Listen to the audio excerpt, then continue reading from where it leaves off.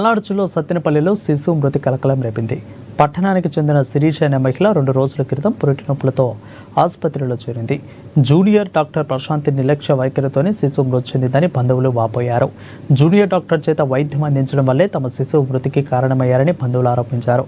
ప్రశాంతి ఆసుపత్రి ఎదుట బంధువులు బటాయించి తమకు న్యాయం చేయాలని డిమాండ్ చేశారు.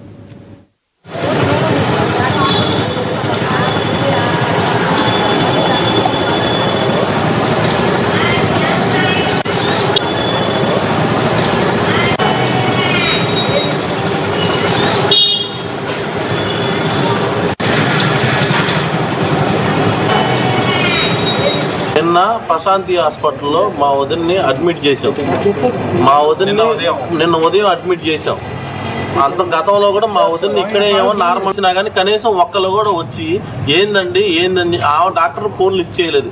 ఎవరికి లిఫ్ట్ చేయలేదు. డాక్టర్ గారు వాళ్ళ ఆయన గారికి ఫోన్ చేస్తే ఆయన ఎవరినో పంపించారు.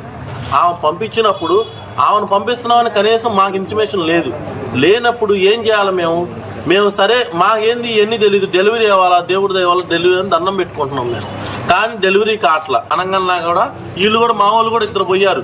పోయినప్పుడు మొత్తం పొట్ట మొత్తం ఒత్తి పిల్లగాడు ఉమ్మనీరు పోయిందని విషయం తెలిసినప్పుడు ఆపరేషన్కి పోవాలా మీరు. ఆపరేషన్కి పోకుండా ఏమి లేకుండా మీరు అదేమంటే ఈ ఆదివారం పూట ఎవరుంటారండి? మొత్తు డాక్టర్లు ఎవరుంటారు? మీరు ఇప్పుడు